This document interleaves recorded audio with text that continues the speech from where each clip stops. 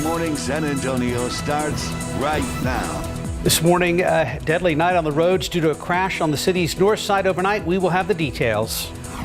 Plus, a spike in gun violence across the country is promoting the U.S. Justice Department to deploy anti-gun trafficking strike forces. Feeling a little bit more normal out there this morning. Very humid, quite mild. We've only dropped down to about 77 degrees.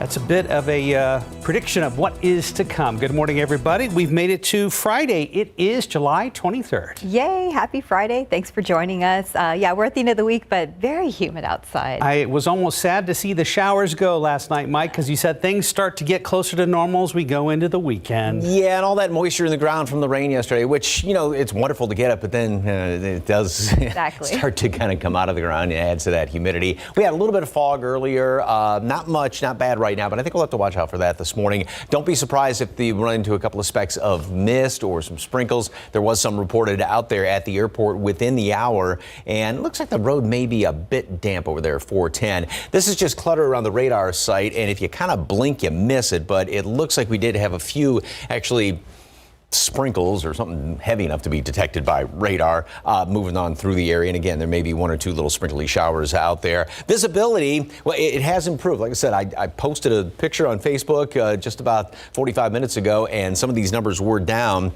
Castroville is the only area right now in the metropolitan area that's reporting any fog, but just watch out in the next couple of hours. 77 right now, 79 Castroville. And remember yesterday, these numbers were down in the 60s and about 70, a little more pleasant. It's not the case anymore. Humidity's back, and it's pretty much going to be sticking around throughout a good chunk of the day. Mold is on the high side from yesterday's reading, but it did come down from the previous day. Mostly sunny skies, still below normal temperatures, but boy, that 92 is going to be feeling a whole lot hotter than that with the humidity. It's going to be a July weekend, nice and hot and sunny. Details coming up in just a couple of minutes. Steph, Mark. Thank you, Mike. New this morning, a deadly crash overnight on the north side. Jonathan Cotto is live with details. Jonathan? That's right. Police say a man in his 30s stepped out into the roadway when he was fatally struck by a vehicle. Let's take a look at some of the images of that scene gathered overnight. Police say a man in his 50s was traveling northbound on Blanco Road in a black SUV when a male believed to be in his 30s was struck by that black SUV. Now, Mark, Stephanie, the victim was transported to University Hospital where he later succumbed to his injuries. Police tell us the driver did stop and render aid at this time. No reports of intoxication and no charges are pending. We'll continue to follow the story and update as more information is available. For GMSA, Jonathan Cotto. Thank you, Jonathan. This morning, several people are in jail arrested by Bexar County Sheriff's deputies in a major drug bust. The initial discovery happened earlier this week on the city's east side in the 1200 block of Del Mar Street. That's when deputies found one man in possession of more than 370 grams of meth. The investigation led deputies to another location on the city's west side in the 100 block of Seashell Place. There, they found 2 kilograms of meth and nearly 140 grams of cocaine. A total of 6 people were arrested. The estimated street value for the drugs is estimated around $146,000. This morning, we're seeing a surge in violent crime across the nation. That has the Justice Department sending anti-gun trafficking strike forces into 5 cities across America. CNN's Reed Binion has the latest. Violent crime tightening its grip on the streets of Chicago. The Gun Violence Archive reporting at least 12 shootings across the city Wednesday, leaving 3 dead and 27 wounded. This is becoming an effort where we're going to need an all-hands-on-deck approach. U.S. Attorney General Merrick Garland traveling to Chicago Thursday after announcing the Justice Department's new anti-gun trafficking strike forces, teams that will aim to disrupt gun trafficking networks across 5 cities. We obviously always want to go after the individual who's pulling the trigger that's costing lives in our communities, but we also need to go after the networks. Is a particular tactic, this particular one, which is to work on networks of gun trafficking, which are bringing the guns into the city and try to take those down. Now, a bipartisan bill has been signed into law by President Biden that will help provide assistance to crime victims. This bill is going to allow us to make sure that all the fines and penalties that are from federal cases go into the Crime Victims Fund to rebuild this fund because it's badly needed. This is going to enable us to provide more help and support to victims of domestic violence, sexual assault, child abuse, trafficking, and other crimes all across America. I'm Reed Binion reporting. Republican lawmakers under increasing pressure to persuade vaccine skeptics to roll up their sleeves and get the shots. This is the new, more contagious COVID-19 variant sends caseloads soaring, but it may be too late to change the minds of many who are refusing. The outreach comes as COVID-19 cases have nearly tripled in the U.S. over the last 2 weeks. It's been driven by the explosion of the Delta variant, especially in pockets of the country where vaccination rates are low. Law enforcement in Texas beginning to arrest migrants on trespassing charges along the U.S.-Mexico border. Authorities say since yesterday, at least 10 people have been jailed so far and more expected in the coming weeks. The arrests are part of Governor Greg Abbott's actions that he says are needed to slow the number of border crossings. He has also said he would continue building former President Donald Trump's border wall and called on other governors to deploy law enforcement to the southern border. The Valverde County attorney says all of those arrests so far have been single adult men. He says it is his understanding that state troopers would not be arresting anyone arriving as part of a family unit. House Speaker Nancy Pelosi says a committee investigating the January 6th Capitol insurrection will do the job it set out to do, whether Republicans participate or not. House GOP leader Kevin McCarthy said Republicans won't participate after Pelosi rejected 2 of the Republicans he chose to sit on the panel. Pelosi says she won't change her mind. It's unclear whether Pelosi will try and appoint other members to the panel, as she has the authority to do under the committee rules. In time now is 4:36 and about 77 degrees right now. Still ahead, doctors say spending too many hours staring at a screen can cause major eye problems. Why you may need to schedule an appointment sooner than later. Plus, an update from Cowboys camp in Oxnard, California. We're going to see how the first day of practice went for the boys next. And outside with live cam, you ready for a return of the heat? Unfortunately, we don't have much of a choice. Mike's going to get us up to speed as we go into the weekend. You're watching GMSA on a Friday.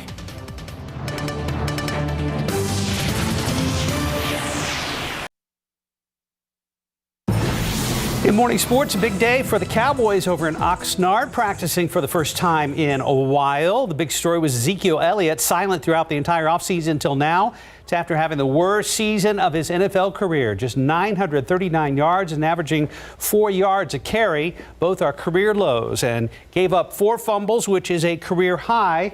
Elliott met with media after practice and says protecting the ball is his got priority. I think it's definitely something I need to work on. I think it's definitely something that, I needed to improve. And so, I went and got in the lab and got better. When you carry the ball, you're kind of carrying the whole hope of the whole team, the whole organization, the whole fan base, and coughing it up and giving it to the other team, you're letting everyone down. So, I think that's the number one thing. That was my focus this year is protecting the ball. As for the rest of the team, Dak is back, ready to bounce back from that injury. Randy Gregory looking for a breakout season. And first draft pick Micah Parsons will be trying to work his way into the starting lineup for his rookie season. Here's a look at the rest of the Cowboys practice schedule today. The players have the day off. Then this weekend they practice from 1 to 3 and then have another day off on Monday. On to Missions baseball. Missions take on Springfield again tonight at 7:05. Last night's game between the Missions and Springfield Cardinals postponed thanks to more storms. The two teams will play a doubleheader tomorrow. Game 1 is set for 5 p.m. There'll be a brief intermission between games. Fans who bought tickets for last night's game can redeem their tickets for a remaining Missions home game this season. And that's a look at sports. You had to do that, twice? Reschedule a game. 2 or 3, because it's been such a rainy spring and summer. It has, but I guess starting today, not so much.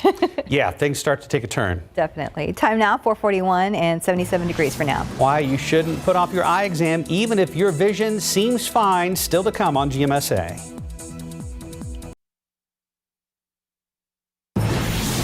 And welcome back. It's about 4:44. A new app that rents out your pool is gaining popularity. ABC's Will Reeve has the details in today's GMA First Look. In this morning's GMA First Look, how to turn a splash into cash. As temperatures soar and people look for ways to see family and friends outdoors, a new trend taking off. Think Airbnb, but for pools. And within just a couple hours, I had 3 bookings. Jim Batten, who lives in Portland, Oregon, began using the app Swimply last September. He says he's now on track to make more than $100,000 by the end of the year. I was the top pool in the country out of 13,000 pools. I thought I would probably earn $500 to $1,000 a month, but it's more like lately about $12,000 a month. Founder Bunim Laskin says he was inspired to create Swimply while trying to find activities for his large family without spending big bucks. And coming up at 7 a.m., we'll tell you what you need to know before listing your pool. With your GMA First Look, I'm Will Reeve, ABC News, New York. Well, between phones and work, a lot of spend time using screens, and eye doctors say that can all take a toll on eye health. Here's 12 on your side's Marilyn Moritz on the importance of getting an eye exam now. Since the start of the pandemic, adults have spent on average more than 13 hours a day staring at some type of tech screen, and that can be tough on your eyes. Spending too many hours staring at a screen can cause dry and irritated eyes, and also eye fatigue. This occurs because you tend to blink less while staring at the blue light from a screen, and the movement of the screen makes your eyes work harder to focus. Eye doctors say an exam can help detect these and other eye problems early when they're most treatable. An exam can detect not only vision issues, but cataracts, glaucoma, diabetic retinopathy, and age-related macular degeneration that could cause vision loss. During a routine eye exam, your doctor will ask about your vision and general health, but also will test your vision and check your prescription. They'll also examine the optic nerve and retina after dilating your eyes with drops. Even ordinary vision impairment may be linked to poorer memory and a greater risk of depression. Another reason not to neglect your eye health. Marilyn Moritz, KSAT 12 News. Well, it's time to face facts and face reality about a return to the true summer heat here in South Texas. I know. I'm still not ready. I know it's like the end of July, but I still want a break. It's funny how we're making it sound so dire, but I mean, this is yeah, unfortunately, it is what it is, and it's been a nice run. As far as rain, about 2.5 inches above normal for the month of July now out there at the airport.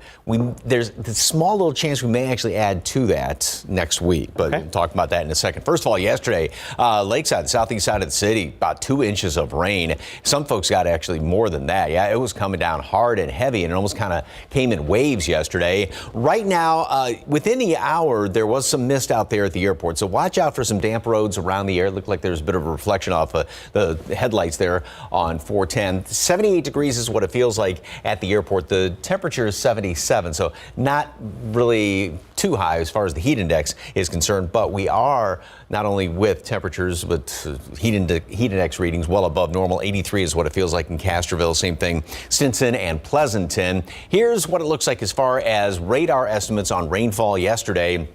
And again, it was in town and pretty much to the south and southeast that got the majority of it. Right there in good chunk of Wilson County, estimates about 3.5. One of the estimates came in here on the extreme south side from radar, about 4 inches of rain.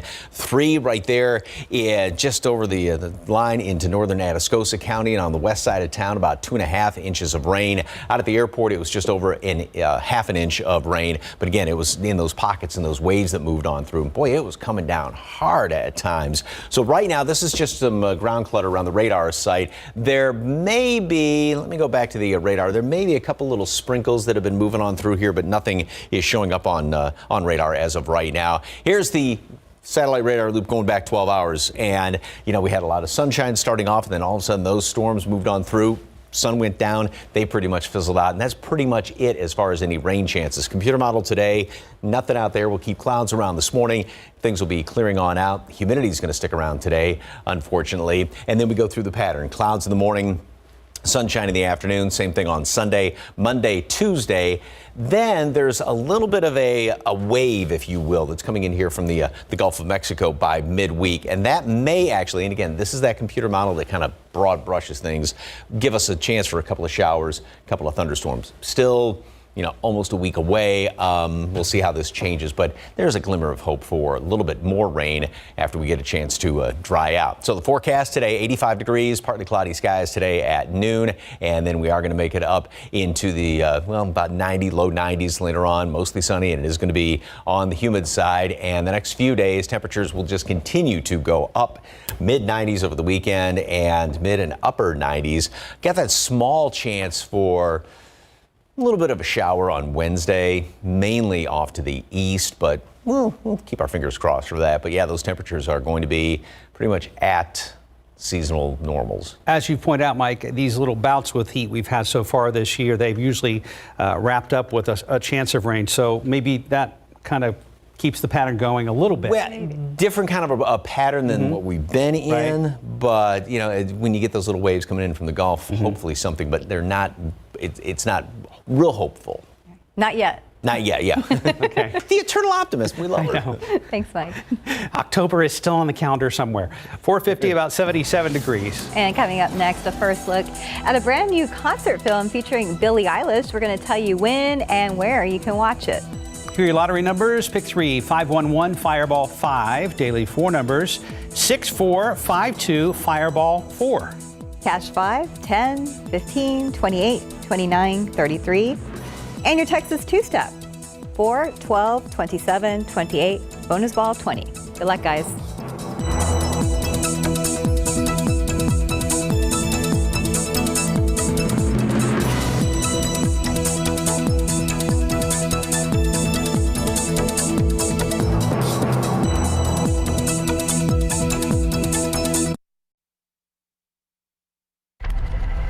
Good news for Billie Eilish fans. Plus, there's a new date for the Film Independent Spirits Award. For the latest on what's happening in Hollywood, here is ABC. Coming to Disney Plus in September, a Billie Eilish concert film. The Grammy winner is celebrating the release of her new album with a tribute concert to her hometown, Happier Than Ever, a love letter to Los Angeles, filmed at the Hollywood Bowl and accompanied by the LA Philharmonic. The special includes some animated elements that will take viewers through Los Angeles. The Film Independent Spirit Awards are moving away from Oscars weekend. The 37th annual award ceremony will now take place on Sunday, March 6th, 3 weeks before the Academy Awards. And instead of being a casual afternoon event, the 2022 ceremony will be held in the evening. Organizers hope the Spirit Awards can now influence Oscar voting. I've been having dreams about a girl on Arrakis. I don't know what it means. The full trailer for Dune has been released. Directed by Denis Villeneuve, Dune is the first of a planned two-part adaptation of the Frank Herbert novel. The cast includes Timothée Chalamet, Oscar Isaac, Zendaya, and Jason Momoa. Dune had been scheduled for release in 2020, but was delayed due to the pandemic. It's now set to hit theaters on October 22nd. And happy birthday to Woody Harrelson, the actor who played the lovable bartender Woody on Cheers, turned 60 today. And the star of the Harry Potter movies, Daniel Radcliffe, is turning 32. And that's what's happening in Hollywood. I'm Dave Packer, ABC News. Woody Harrelson's 60? Harry Potter's 32. What is it, 32 or 33? I think they said 32. Well, that one doesn't surprise me. I guess in my mind, just Woody Harrelson's like forever young. Yeah, he has looked more or less the same. And think about how long Daniel Radcliffe's had, so many films in his young life. That's true. Very young. 4:55, about 77 degrees. And still ahead on GMSA, Texas, along with Florida and Missouri, are accounting for 40% of all new COVID-19 cases. What that means for the upcoming school year. Plus, Ford and Lyft closer to bringing autonomous vehicles to the rideshare app's customers. We have details coming up in Tech Bites. And ahead on GMSA at 6, an inside view of the growing wildfires in California and Nevada. We're going to have the latest from the West Coast. And TransGuide. Right now, light traffic in this shot at 281 and 410. I saw quite a few cars on the road as I headed down towards the airport, towards downtown. Maybe folks headed out for a weekend flight. You're watching GMSA. Live from KSAT 12. Good Morning San Antonio starts right now. A fatal crash near Huebner and Blanco Road and the life of a man believed to be in his 30s. Details coming up next. The Delta variant of COVID-19 continues to fuel this summer surge. I'm Alex Bechet in Washington. Coming up, more school districts are reacting, requiring masks this fall. And taking a look outside with live cam this morning, we got some nice showers last night, but boy, we're paying the price this morning with the humidity. Super humid. Good morning, everybody. It is Friday, the 23rd, emphasis on Friday. Yes, very happy about that. Happy Friday. Thanks for being with us this morning. One more day to the weekend. We're very excited about it. We'll get through it together. Starting things off, as always, meteorologist Mike Osterhage. And yeah, it's super humid this morning. You know, because yesterday really was kind of okay when you stepped outside. But no, this morning it is definitely a steam bath when you walk out there. 77 degrees, and that bottom number, which just to compare, yesterday was about 70, even had some upper and mid 60s for dew points, which was more comfortable. But no, that's window dripping humidity and fog up your glasses kind of humidity when you have those dew points at 75. 92 for high temperature later on today. And what is missing from that graphic? Any real percentage for rain chances out there. We're pretty much done with the pattern that we have been in. There could be a little bit of leftover mist or a sprinkle or two this morning, but that's just basically because of all that humidity. The aquifer dropped down 0.3 of a foot in yesterday's reading. Mold on the high side, and did come down quite a bit though from the previous day's reading. So here's what it looks like on radar right now. There were a couple little tiny sprinkles that were showing up. That area right in the center, right around New Braunfels, that's obviously just clutter around the radar site, but you see there were just a couple little sprinkles, the little bits of green that move on this. Nothing really showing up as of right now, but some mist has been reported around the area. Visibility, hour ago, some of these numbers were lower, down around 4, 5, 6 miles. Now things have started to improve, but going up in toward Austin and off to the east, you got a little bit more in the way of some fog. So we'll have to watch out for that for the next couple of hours. So again, some patchy fog, a little bit of mist, maybe some damp roads out there, perhaps a sprinkle. Mostly sunny, humid. So we're going to have temperatures still now above where we were yesterday, still below normal, low approaching mid 90s, but upper 90s and hundreds for heat index readings later on today. Mostly sunny, 95. That's the actual thermometer reading, and then it's going to be even a little bit hotter next week. This could be just wishful thinking, little speck of rain by the middle part of next week. Closer look at the weekend forecast coming up in just a couple of minutes. Traffic Authority, Stephen Cavazos. Good morning, sir. What's going on? Good morning. I have my sunblock, so I'm prepared.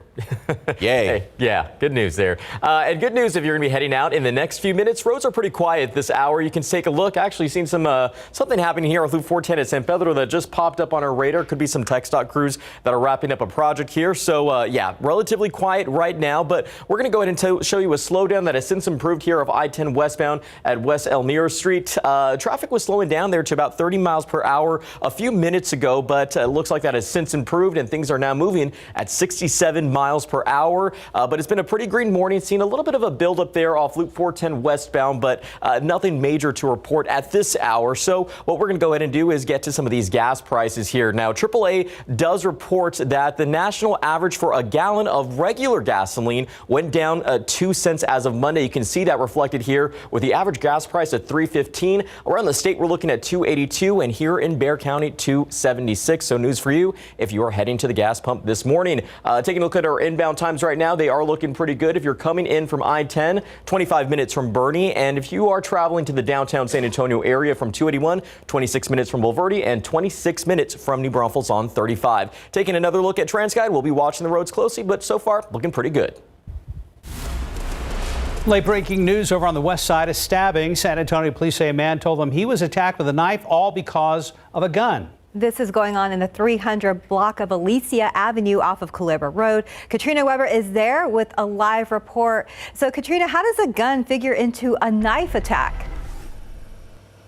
Well, police say that the victim in this case told them that he was attacked by a man who accused him of stealing a gun that this suspect says that he had hidden somewhere in a trash can. The police are working down here in the 300 block of Alicia Avenue.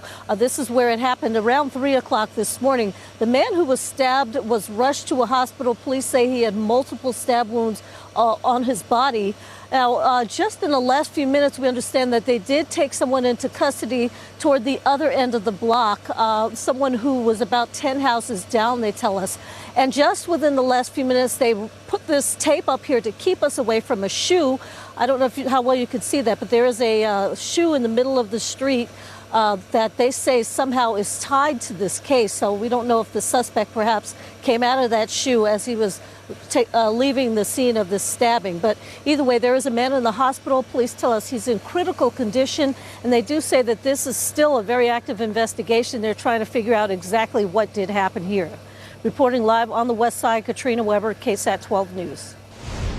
Katrina, thank you. Other news this morning, a tragic incident happening overnight. One man dead after being hit and killed by a person driving a vehicle on the city's north side. And Jonathan Cotto joins us live now. Jonathan, what have you learned so far? Well, Stephanie, that crash did take place on the 19,000 block of Blanco, and police tell us the driver was not intoxicated and he did stop to render aid. Now, that crash taking place around 9:47 p.m. Police say a man in his 50s was traveling northbound on Blanco near Huebner in a black pickup truck when a male believed to be in his 30s stepped out onto the roadway. The San Antonio Fire Department and EMS responded to the scene. Now, police say there will be no charges. The victim was transported to University Hospital where he later died. Reporting live from downtown, Jonathan Cotto, KSAT 12 News. Thank you, Jonathan. In day 9 of the murder trial of Otis Mccain, jurors heard Mccain admit to killing SAPD Detective Benjamin McCartney in 2016, not on the witness stand, but in a recorded interrogation. The lead detective appointed in this murder case took the stand during yesterday's proceedings. He told the jury about the scene that day in November of 2016 and a witness he spoke to who identified McCain as the alleged shooter. Jurors were then shown a 3-hour-long video of that interrogation. In that video, McCain denies being at the police station, then confesses to shooting Marconi. You were here, and I think you were asking us to help you. Sir, I was at the police station. I wanted to make the police station feel burn it out, feel my heart story. The jurors are expected to finish watching the rest of the interrogation video today. That's starting at 9 a.m. You can watch the trial live on our website at KSAT.com. 5:06 right now. This morning, the Delta variant is fueling a new summer surge. Now, more cities are making masks mandatory this fall. ABC's Alex Perche has the latest from Washington. This morning, with cases of COVID multiplying across the country, some of the biggest school districts are now making masks mandatory this upcoming school year. Atlanta, Chicago, and Boston all announcing students and staff will be required to wear face coverings regardless of vaccination status. All this as the Delta variant fuels the latest wave of U.S. cases. One model predicts the current spike won't peak until October. We are yet at another pivotal moment in this pandemic. A CDC advisory panel suggests a booster shot could help protect Americans with compromised immune systems, but says more data is needed. The White House says 3 states account for 40% of new cases: Texas, Missouri, and Florida, all of which have low vaccination rates.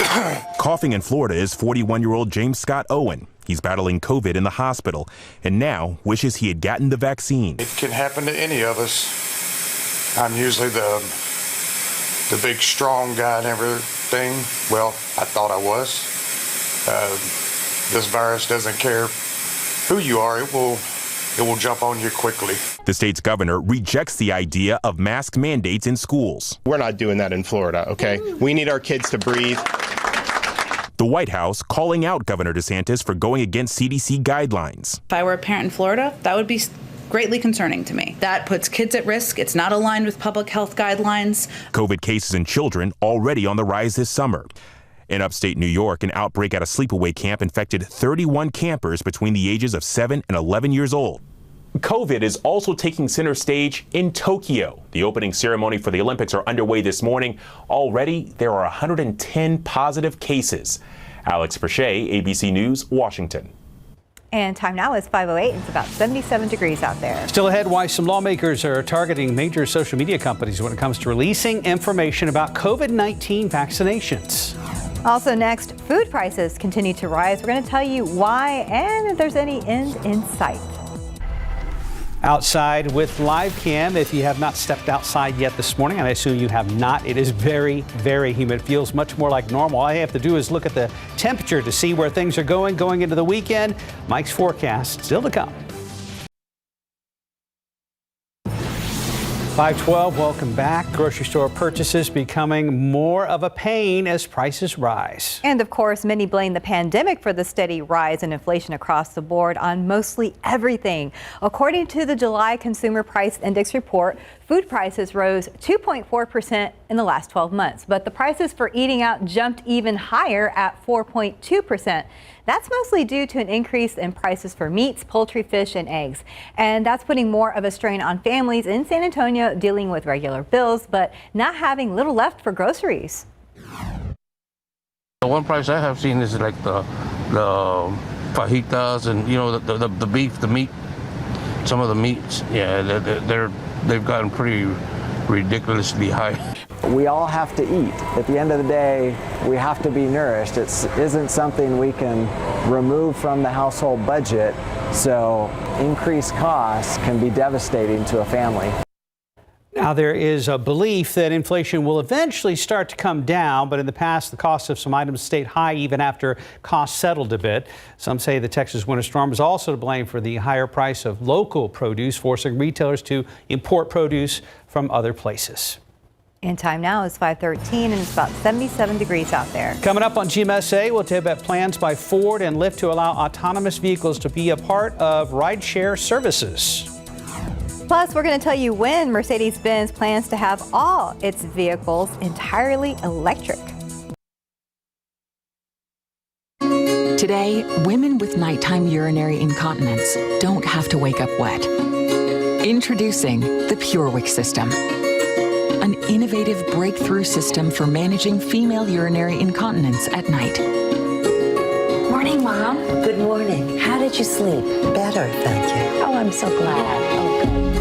The PureWick system works outside the body to draw urine away, helping to keep skin dry and control odor. The PureWick system is a non-invasive option for management of moderate to severe urinary incontinence, helping to reduce the need for multiple changes at night or trips to the bathroom. Now, staying dry can be one less thing to lose sleep over. Simply call 800-993-1308 to order now and find out why 9 out of 10 caregivers and users would recommend the PureWick system. For more information and to order, call 800-993-1308. That's 800-993-1308.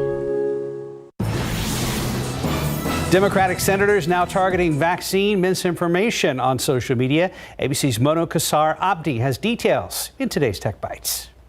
In today's Tech Bites, lawmakers looking to hold social media companies accountable for health misinformation. Senate Democrats introduced a bill that would strip companies like Facebook and Twitter of their liability protection if their sites spread inaccurate statements about public health emergencies.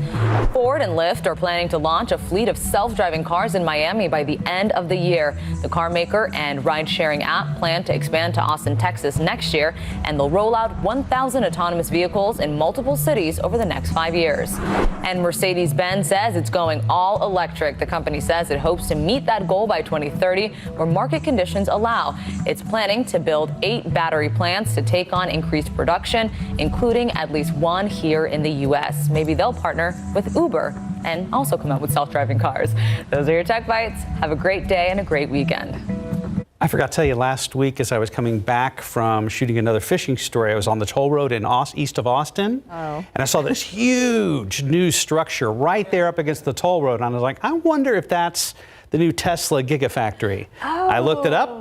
Sure enough, they're going to be building cars and batteries right there, right off the toll road in East Austin. Wow, very close to here. Yes, it is, but it's, I mean, just an absolutely, it's like Tony Stark showed up and said, we're building Stark Industries right here. Oh my goodness, I haven't been through there in a long time. Yeah, it's a huge facility. Can't miss it if you go that way. If you're going north on the toll road, it's on the right side of the road. All right, we'll look out for it. Yeah. Impressive. Let's go ahead and check in with Stephen Cavazos. I saw flashing lights. I was going to ask you about those lights on 35 in Zarzamora. Yeah, we can get you a different shot here to show you what's going on here. This looks like it could be happening right off I-35 north as we're getting a wider scope. It doesn't look like it's on the actual highway there. It looks like it could be off in a parking lot. Working with our friends at Transcat to get a closer view of what's going on out there. But from what I was looking, it could be appear to be a stalled vehicle out there that may be receiving some assistance. But we'll be watching that closely. closely. Right now, we do have a stalled vehicle, though, here off I-10 eastbound at Vance Jackson Road. Not causing any real issues right now because, again, it is very early in the morning where we're not seeing as many drivers out on the roadways. But some things to be on the lookout for as you're getting ready to start this weekend. Construction, there's going to be some closures happening here off, the 1604 area right there near Stone Oak Parkway. What they're doing there is some concrete paving, and it's going to be starting from July 24th. That's going to be tomorrow, wrapping up by Sunday, but it's going to be happening from 9 in the morning until 3 in the afternoon. And again, this will be alternating southbound main closures. I didn't have my cup of coffee today, you can tell. But take a look here. Some other closures that should be wrapping up. 410 Central, Northeast San Antonio. That overhead sign replacements. We've been talking about this throughout the week here. Various main lane closures overnight from I-35 to I-10.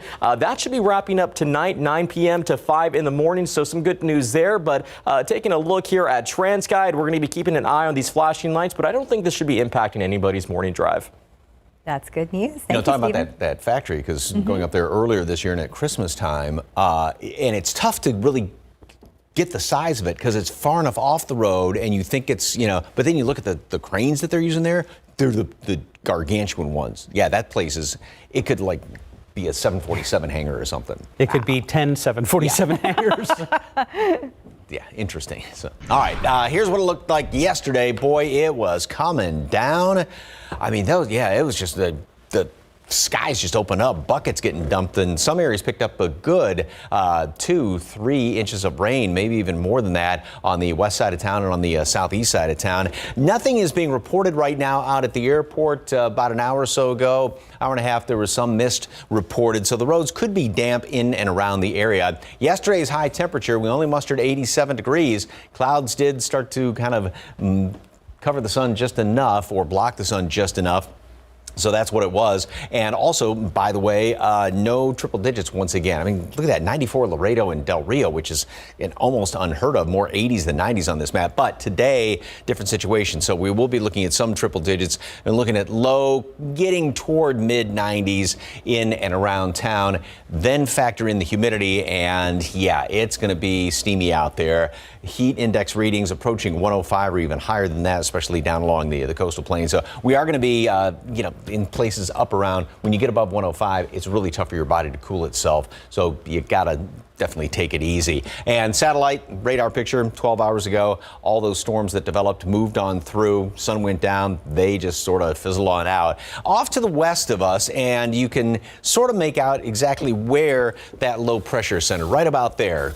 Counterclockwise flow. That's why these showers are moving south. These are sliding up to the north. That's the one that's been working its way across the area, continues to move off to the west of us, and it's going to be taking all of the rain chances with it. And then a high is going to be building on in here, and that's what's going to then just put the lid on anything as far as any rain development around here for the next couple of days. The one thing we're looking at, though, going into next week, so there goes the low. This high builds in, sits on top of us, pushes down to the atmosphere. And it's going to be hot and sunny. That's pretty much it. But these little disturbance, a little wave is going to come through here. That'll start to develop somewhat. That's going to give us a chance of rain by about the middle part of next week. Not a great chance, kind of wishful thinking right now, but a little bit of something. 87 at noon today, partly cloudy skies, high temperature up to 92. So not quite up to normal, which is 96, but warmer than the past couple of days. But again, the humidity is going to make it feel like the upper 90s and low hundreds around much of the area. Then mid 90s the next few days. 96 is Monday, Tuesday. I think right now with the wishful thinking of a shower or two Wednesday, just 94. But yep, it's back to July for the last week of July. Boo. It's the heavy sigh and the yeah. And when the eternal optimist says boo, yeah, you kind of know where we're going with things. All right, it'll be okay. But still boo for this weekend, I guess. Yeah. Thank you, Mike. 523, about 77 degrees, boo. Up next is your morning spotlight. Jordan Peele teases his latest horror film, plus the latest look at Dune. 526 in entertainment news, we're finally getting a full look at the new version of Dune. Here's CNN's David Daniel with the Hollywood Minute. The idea came from a primal fear of mine. Jordan Peele has more scares in store. The Get Out and Us filmmaker has revealed the poster for his next horror thriller, Nope, showing an ominous cloud over a small town. Oscar winner Daniel Kaluuya, who starred in Get Out, reteams with Peele for Nope, which is due in theaters July 22nd, 2022. We were on tour. Eric Clapton says he won't perform at venues requiring audience members to be vaccinated against COVID-19. The music legend released a statement on the social media accounts of a COVID skeptic in response to British Prime Minister Boris Johnson's announcement that music venues and nightclubs would have to require proof of vaccination beginning in September. The Emperor asks us to bring peace to Arrakis. House Atreides accepts. I know you. There's something awakening in my mind. You need to face your fears. Come with me. Timothée Chalamet dreams of Zendaya and fights to protect his family in the new trailer for Dune. The latest big screen take on the classic Frank Herbert novel arrives October 22nd. In Hollywood, I'm David Daniel. And the director has confirmed, rather than trying to squeeze the Dune universe into one movie, it will be two films. Okay. 527, about 77 degrees. And still ahead on GMSA, President Joe Biden said members of his COVID team are now trying to figure out whether new mask recommendations are necessary. You may have to wait a little longer for your next pizza. We will tell you why. And ahead on GMSA at 6, our South Texas crime stories continue. We're going to tell you about farmers who kidnapped people and forced them into slavery years ago. Making headlines this morning, even after the CDC dropped its mask recommendation for people who are vaccinated, the White House is holding preliminary conversations on whether the guidance should be revised. And taking a look outside with live cam this morning, it's nice and humid out there. Be prepared when you step outside.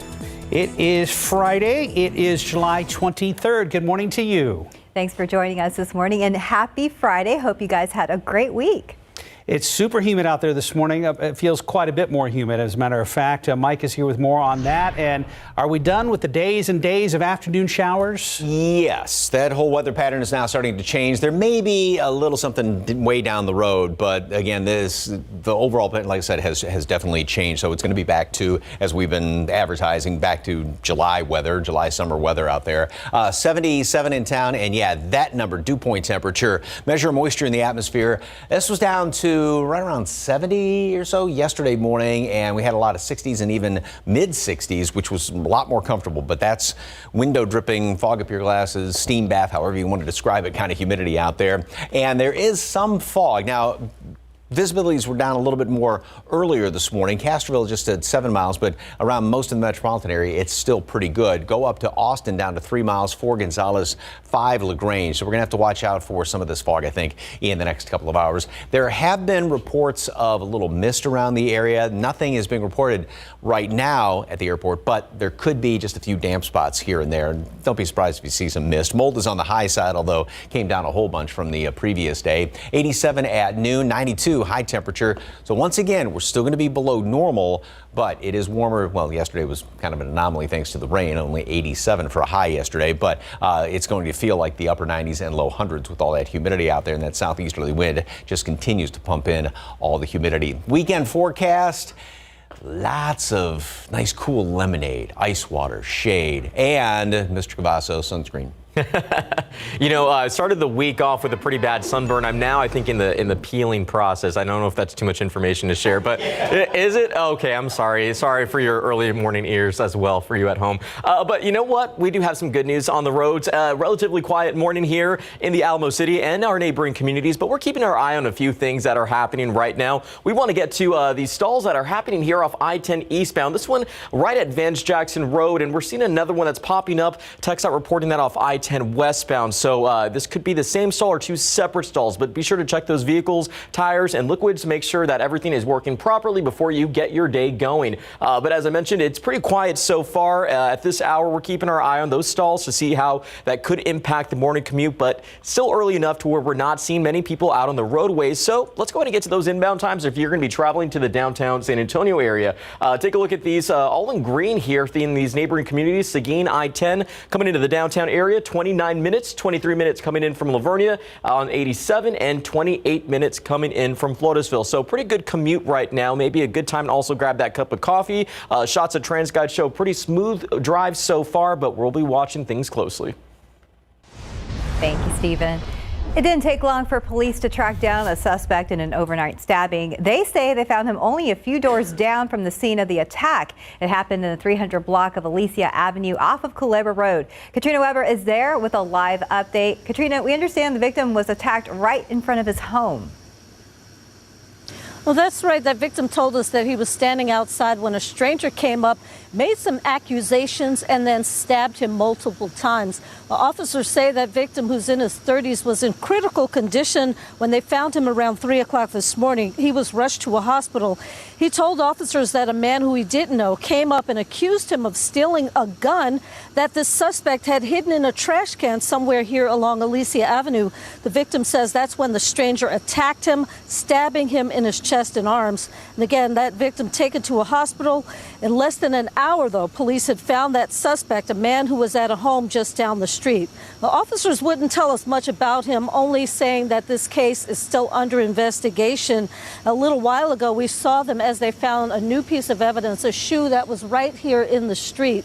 And also, there's a tow truck down the other end of the street that appears to be towing a vehicle away from the scene. We don't know yet how that is tied to this case, but it seems like there are a lot of moving parts, and so a lot of information yet to come. Reporting live on the west side, Katrina Weber, KSAT 12 News.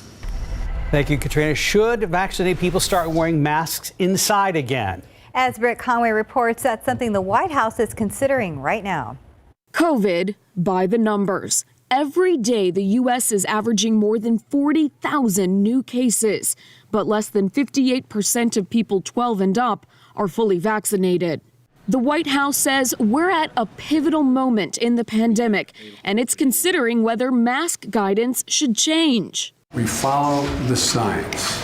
And right now, leaders in the scientific community are saying the same thing.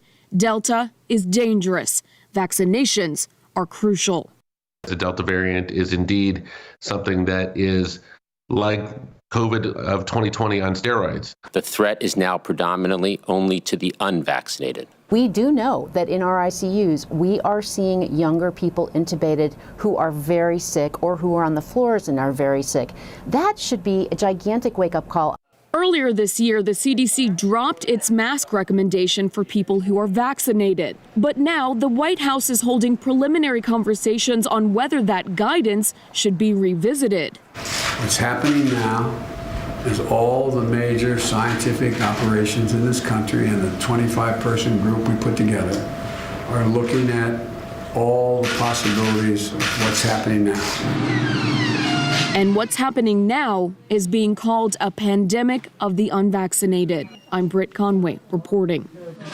The NFL is making its new COVID-19 policy clear. Any outbreak among unvaccinated players or staff members will forfeit that week's game and be credited as a loss if the game can't be rescheduled. And according to a memo sent to all teams, if the game is postponed, they cannot be rescheduled. Players from both teams will not receive their scheduled salary.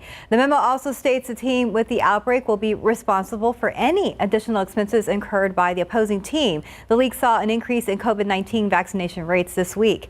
All 32 NFL teams are now above the 50% vaccine threshold.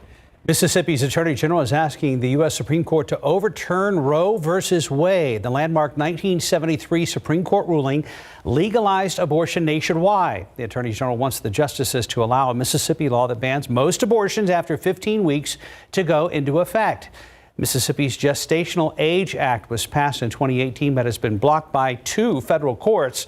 Arguments will likely be heard by the Supreme Court in late fall or early winter, with the decision expected by next June. Time now is 5:38, and it's about 77 degrees out there. Still ahead, we'll tell you why Crocs is taking on big companies like Walmart in a new lawsuit. And also next, even after a one-year delay in a current state of emergency in Japan amid a surge in coronavirus cases, the Tokyo 2020 Olympic Games start today. Yeah, opening ceremony is set for tonight over there in Tokyo. Outside with live cam back here in San Antonio. We made it to Friday, folks, and thanks for starting your day with us right here on GMSA. More to come. We'll be right back. Opening ceremonies kick off the Summer Olympics later today. The executive director of the Games says there's no longer any scenario in which the Games could be canceled. ABC's Kenneth Moten has the latest. After a one-year delay, a current state of emergency here in Japan, and a surge in coronavirus cases, Tokyo 2020 is finally ready to say, let the Olympic Games officially begin.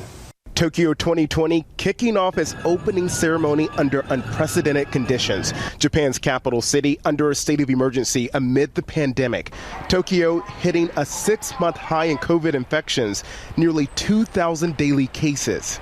Officials say 110 people tied to these games, including athletes, have tested positive for COVID-19. Several positive cases in Olympic Village caused Team USA Gymnastics, including the most decorated and most watched gymnast Simone Biles, to move out and into a hotel to better control their safety.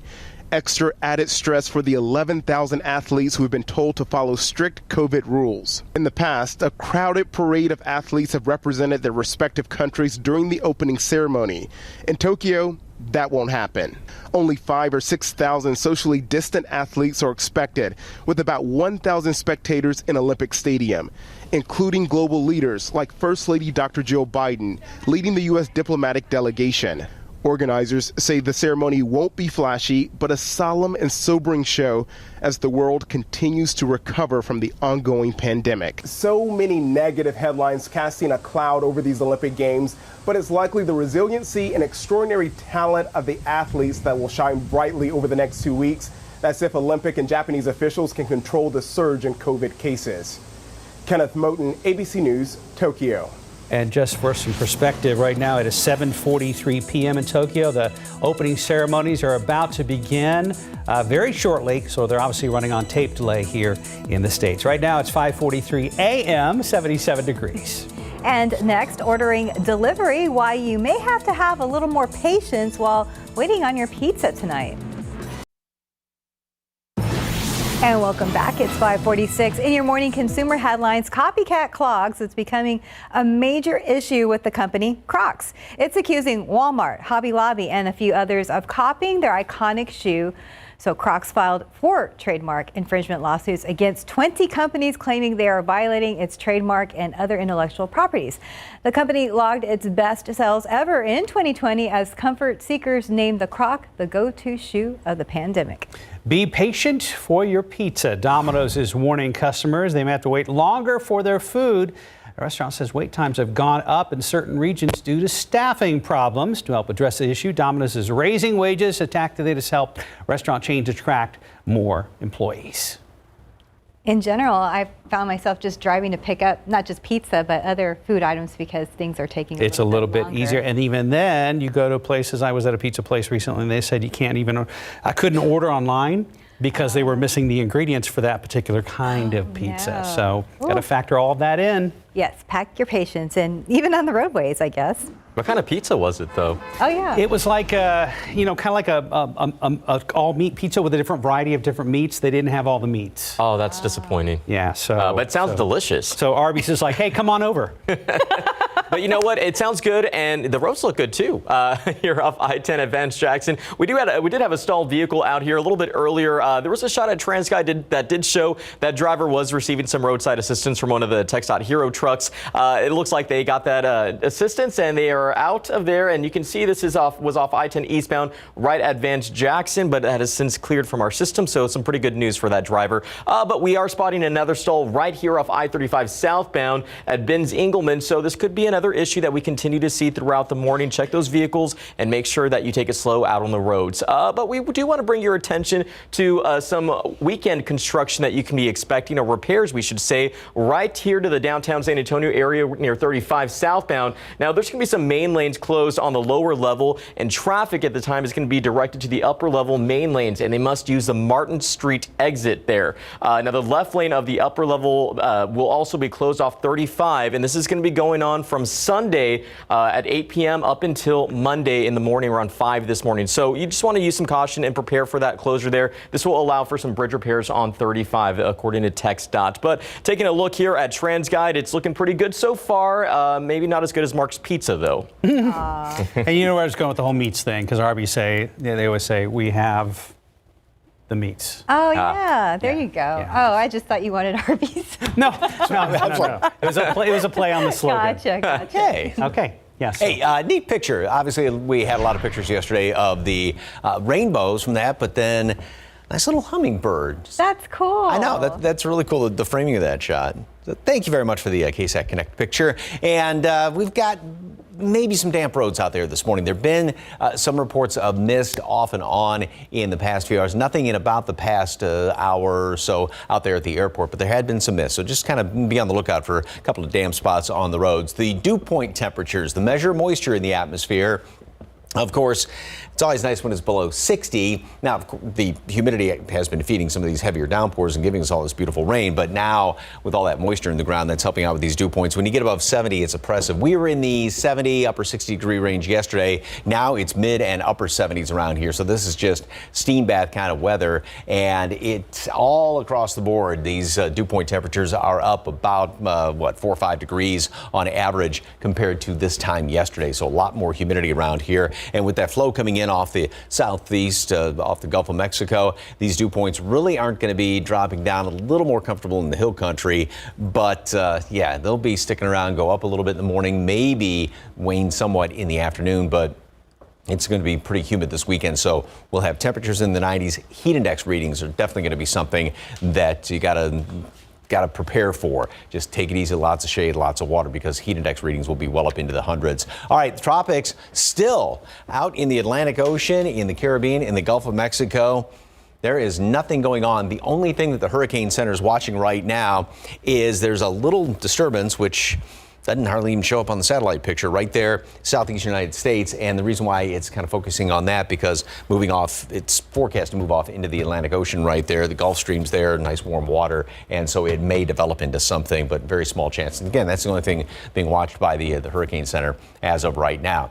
Forecast for us today. We got some clouds this morning, patches of fog, especially if you're going up 35 toward Austin. We'll have to watch out for a little bit this morning, and some mist, like I said. 87 at noon, partly cloudy skies. High temperature today gets up to 92, but it will feel like the upper 90s, low hundreds, a lot of low hundreds around the area with all that humidity, and it's only going to get warmer. 95s over the weekend. Again, morning clouds, afternoon sunshine, and we'll continue that warming trend as the ground dries out. It's easier for temperatures with less humidity to warm up, and a little bit of a chance for some rain on Wednesday. The way things are kind of setting up, perhaps a little bit of a glitch, if you will, coming in from the Gulf of Mexico, but not a rain chance, just kind of a fingers crossed. Fingers crossed. And later today on SA Live, a little bit of an Olympics flavor with Mike and company. Yes, we have a guest on the show today who was in the 1988 Seoul Olympics, and it was a demonstration sport. Taekwondo was back then. It was the national sport of Korea, and she was representing her home country of Taiwan. And a little kind of kicker to this story, one of the very first Spurs dancers. Oh, how about that? Yeah. Elva Adams, it says, is her name here. Back in '94, the last season at Hemisphere. Spurs dancer. Cool. Yeah. And a ref at the 2016 Rio Games. Yeah. Pretty cool. We'll have to check it out. A couple of Taekwondo moves. So. Yeah. Looks good. Because, you know, Fiona is a black belt in Taekwondo as well. Yes. Whoa, really? Yes. Watch out, buddy. Oh, yeah. That's why he's always behaving himself. Watch your P's and Q's, sir. 5:52, about 77 degrees. A new basketball video game featuring unusual players and power-ups is out now. We're going to get a special preview next.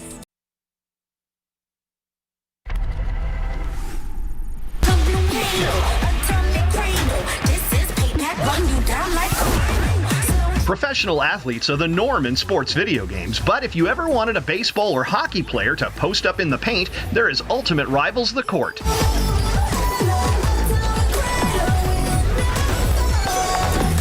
The follow-up to the hockey title Ultimate Rivals The Rink extends the over-the-top franchise. Ultimate Rivals is basically just the ultimate sports fantasy game. I mean, it's kind of a crazy mashup of all these different sports kind of jam-packed into the same franchise. You've got athletes from across the world of sports participating. So you can have Wayne Gretzky dunking on Shaq or vice versa.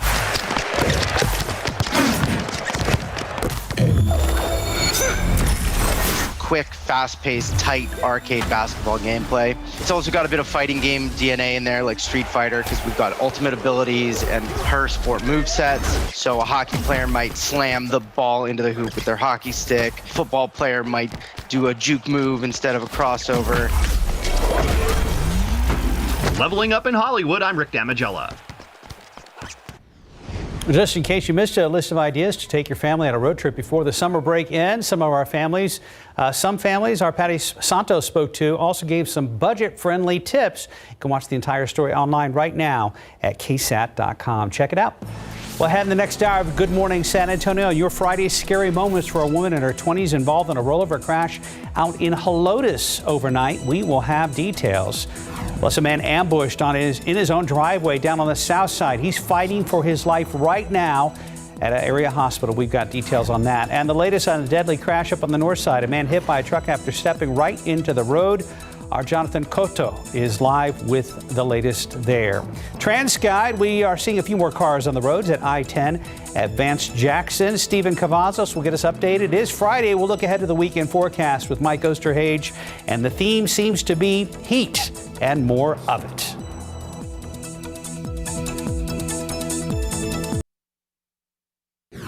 A man succumbs to his injuries after being fatally struck by a vehicle. Details coming up next. San Antonio police are investigating a knife attack that they say may have to do with a gun. I'm Katrina Weber. I'll have that story coming up. Cases of the coronavirus making a summer surge. I'm Alex Brachet in Washington. Coming up, the questions about masks in schools. Those wildfires out west continue to grow. Look at this video. We are going to take a much closer look just ahead.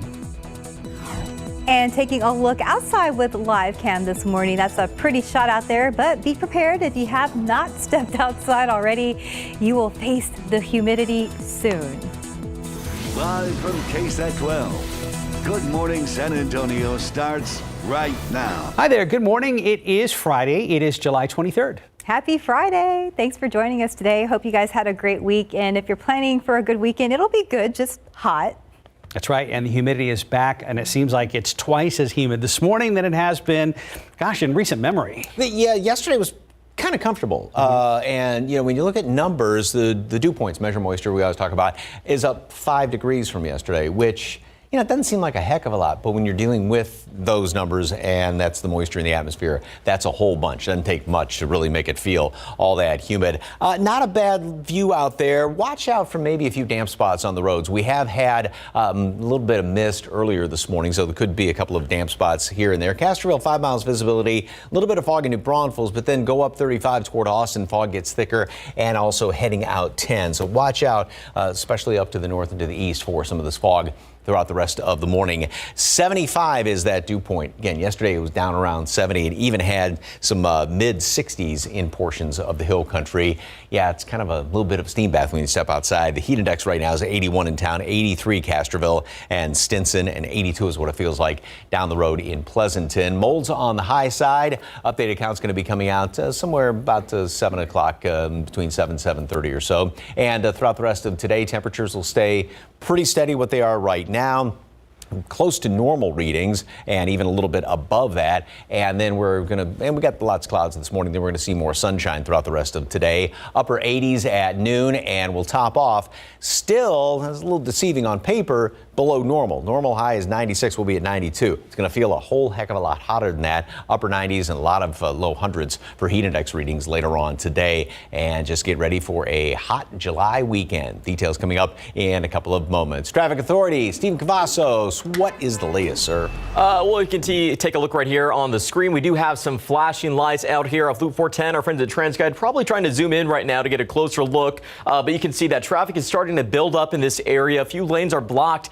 This is a view from TransGuide at Loop 410. But what TxDOT is reporting is a crash right here off Callahan Road, again in these eastbound lanes. And now that we're seeing more vehicles out on the roads, this could possibly be a traffic issue later as the morning starts to pick up. But yeah, that shot at TransGuide does show quite the buildup already starting. But right now, things are still looking pretty good here in the Alamo City and our neighboring communities. Thankfully, nothing big on the radar aside from that crash. So our inbound times are also looking pretty good at this time. Take a look right now. If you're coming in from Pleasanton on 37, we got 27 minutes to the downtown San Antonio area and 16 minutes coming in from Lytle on 35, 19 minutes on Highway 90 at this time. But this looks like we're getting a few more flashing lights out there from this shot at TransGuide with some signage letting drivers know to move over, slow down when you see those flashing lights. We're going to be monitoring this and see how that does impact that morning drive. Mark, Stephanie. Thank you, Stephen. San Antonio police working to get some answers from a man who they have in custody in connection with a stabbing. They say he attacked another man with a knife in the 300 block of Alicia Avenue near Culebra. Katrina Weber is live at the scene. Now, Katrina, we understand the victim says this attack came out of nowhere. Well, that's right. He told police he didn't know the man, someone who walked up to him as he stood outside his home around 3 o'clock this morning. Now, this happened just down the street here, and within the last 5 to 10 minutes, police did clear out of the scene. Earlier, the victim told them that the stranger walked up and accused him of stealing a gun. He told the victim the suspect told the victim that he had hidden that gun in a trash can here on Alicia Avenue. The victim says the man then attacked him with a knife, stabbing him in his arms and chest. Police say he was in critical condition when he left for a hospital. The stabber ran away, but within an hour, police had a suspect in custody. They found that man at a home just down the street, about 10 houses down from the victim's home. Now, they also found a shoe here in the middle of the street that they say was somehow connected to this case. And we saw them tow away a car that we believe may also be tied to this as well. Police not releasing a whole lot of information about any of that evidence or the suspect himself, but they do tell us that the victim is in his 30s. Reporting live on the west side, Katrina Weber, KSAT 12 News. Also new this morning, a man is dead after he was hit by a truck overnight on the city's north side at Blanco and Huebner. Jonathan Cotto joins us live with the details. And Jonathan, will the driver of that truck face any charges? That's a good question, Stephanie. The driver of that truck that hit the man won't be facing any charges. We're told he did stop and rendered aid, and also he wasn't intoxicated. Let's take a look at some of the video from that scene earlier today. This all happening around 9:45 last night. Police say a man in his 50s was traveling northbound on Blanco near Huebner in a black pickup truck when a male believed to be in his 30s stepped out onto the roadway. Now, San Antonio Fire Department and EMS responded to the scene. Max, Stephanie, we do know that the victim was transported to University Hospital in critical condition where he later succumbed to his injuries. Reporting live from downtown, Jonathan Cotto, KSAT 12 News. Also new overnight, an overnight crash in Halota sends a woman to the hospital. Happened just before 2 this morning at FM 1560 near Braun. The woman in her 20s driving south when she went off the road and rolled her vehicle and took out a pole. Firefighters had to cut the woman free from her vehicle. She was taken to a hospital in stable condition. A man fighting for his life this morning after police say he was ambushed and shot in his driveway. It happened around 11 last night in the 6200 block of Stone Valley Drive. That's on the city's south side, just inside Loop 410. Police say the man in his 40s was returning home and that someone was waiting for him in his backyard. The suspect shot the victim as he was getting out of his car, once in each leg and once in the upper torso. He was taken to the hospital in critical condition. That suspect is still on the run. Day 9 of the murder trial of Otis Mccain. Jurors heard Mccain admit to killing SAP detective Benjamin Marconi back in the fall of 2016, not on the witness stand, but in a recorded interrogation.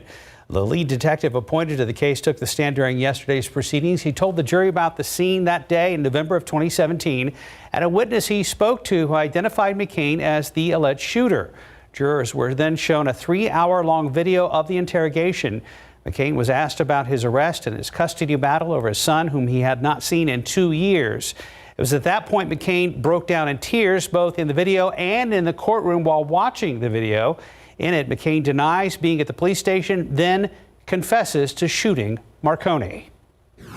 You were here, and I think you were asking us to help you. Sir, I was not at the police station. I went to the police station, food, burn it off, and my heart started. Jurors are expected to finish watching the rest of the interrogation today, starting at 9. You can watch the trial live on our website at KSAT.com. In your morning headlines, this is video of first responders in Nevada near the California border as they drive through the flames. The wildfire has now burned around 50,000 acres and is only about 4% contained. Evacuation orders continue to be enforced in that area. 6:08 right now. This morning, the Delta variant is fueling a summer surge of coronavirus cases. Now, more cities are making masks mandatory this fall. ABC's Alex Perche has the latest from Washington.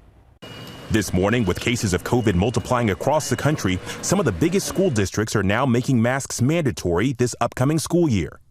Atlanta, Chicago, and Boston all announcing students and staff will be required to wear face coverings regardless of vaccination status. All this as the Delta variant fuels the latest wave of U.S. cases. One model predicts the current spike won't peak until October. We are yet at another pivotal moment in this pandemic. A CDC advisory panel suggests a booster shot could help protect Americans with compromised immune systems, but says more data is needed. The White House says 3 states account for 40% of new cases: Texas, Missouri, and Florida, all of which have low vaccination rates. Coughing in Florida is 41-year-old James Scott Owen. He's battling COVID in the hospital and now wishes he had gotten the vaccine. It can happen to any of us. I'm usually the big, strong guy and everything. Well, I thought I was. This virus doesn't care who you are. It will jump on you quickly. The state's governor rejects the idea of mask mandates in schools. We're not doing that in Florida, okay? We need our kids to breathe. The White House calling out Governor DeSantis for going against CDC guidelines. If I were a parent in Florida, that would be greatly concerning to me. That puts kids at risk. It's not aligned with public health guidelines. COVID cases in children already on the rise this summer.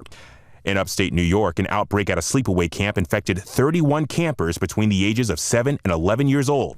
COVID is also taking center stage in Tokyo. The opening ceremony for the Olympics are underway this morning. Already, there are 110 positive cases. Alex Perche, ABC News, Washington. Here at home, a pediatric infectious disease specialist at UT Health San Antonio is saying the proportion of children becoming infected is higher now that they are not protected. Dr. Tess Barton says generally children seem to be less severely affected by the virus, but some are more affected than others. I don't have specific information on whether the children that I've been seeing with COVID specifically have the Delta variant or not, although we know that it's the most common strain that's going around right now. What I know is that we're seeing kids who are getting hospitalized. So we're seeing kids who are sick. The American Academy of Pediatrics says every child over the age of 2 should mask up whether they're vaccinated or not. Metro Health continues to offer free vaccine clinics. We have a list of locations on KSAT.com. And time now is 6:11 and it's about 77 degrees out there. Still ahead on GMSA, morning sports. Ezekiel Elliott turning some heads at Cowboys training camp on day 1. We'll have the latest from Oxnard after the break. And taking a look outside with live cam this morning. We had some nice rain last night, but this morning it is very humid and we're expecting a hot weekend. We'll be right back. Exactly 6:15 on your Friday morning. Time for a look at sports. Big day for the Cowboys in Oxnard, practicing for the first time in quite a while.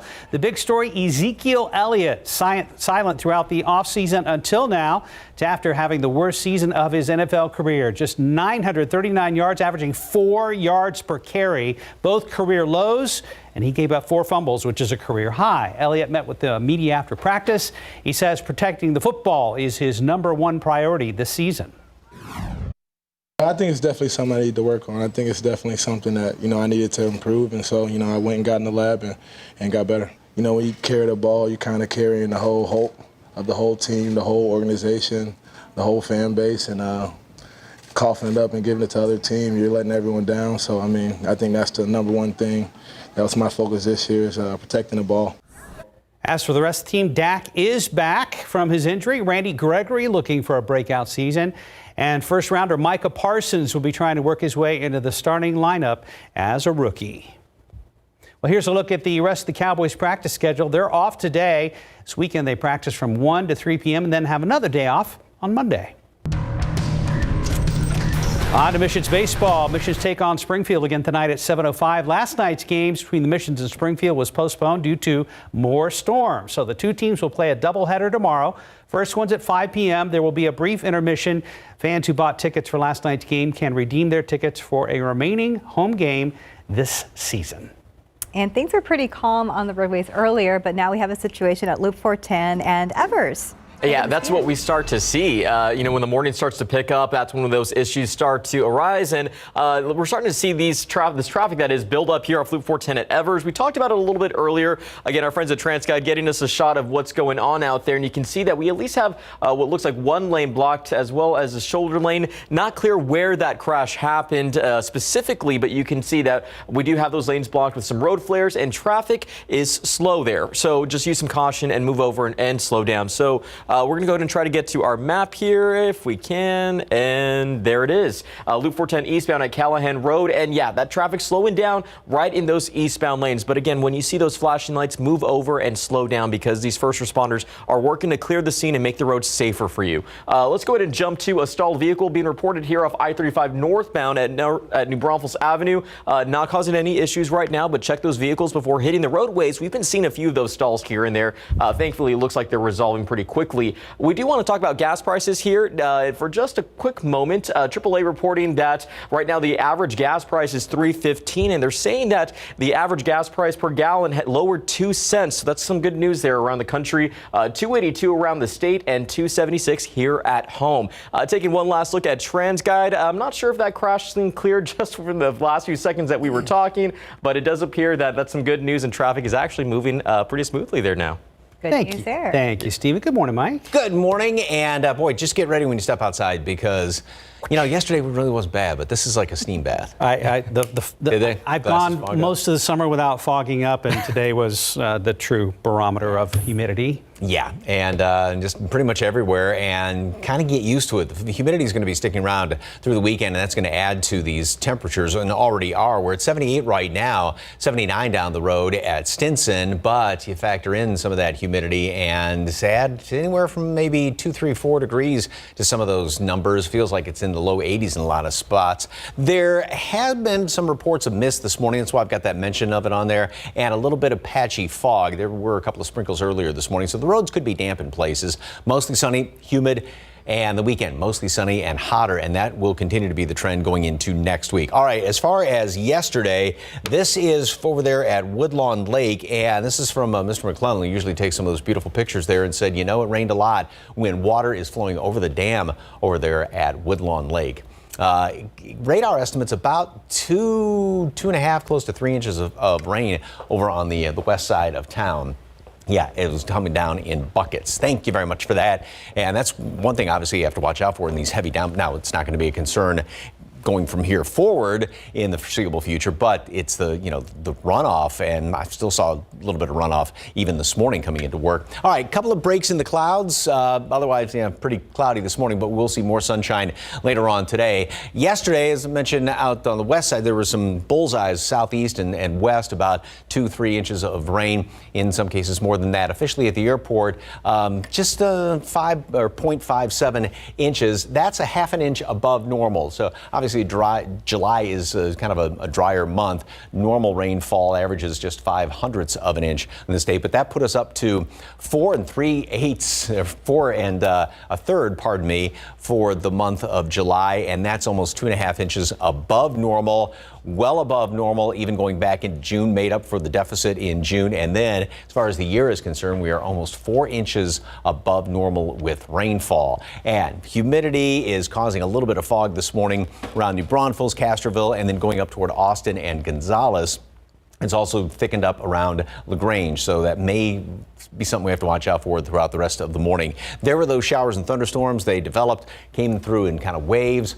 Sun went down, everything sort of fizzled on out, and the culprit for it all right there, you can sort of make out a bit of a counterclockwise rotation. That low, which worked its way across the state, is going to continue to move off to the west, and that's going to take any rain chances with it. And then we have, you can see this kind of big overall broad area of high pressure. That's what's going to be kind of dominating our weather going in through the weekend and the first part of next week. 87 degrees today at noon, partly cloudy skies.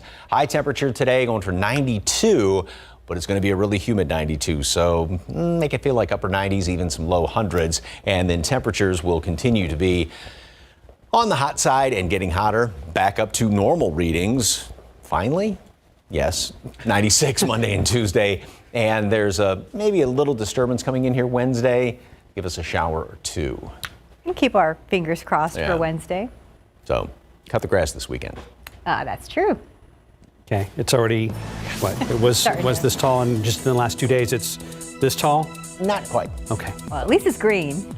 It's green. Yep, looks like Augusta, Georgia right now. 621, 77 degrees. And a wave of self-driving cars could be coming to Texas in the near future. Details when we get back.